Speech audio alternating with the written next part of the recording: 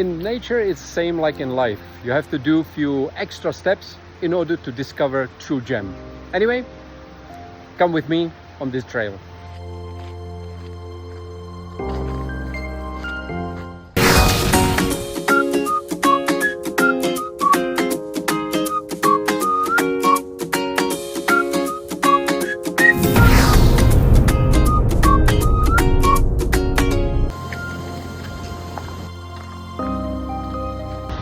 Why do you need to always take your camera with you?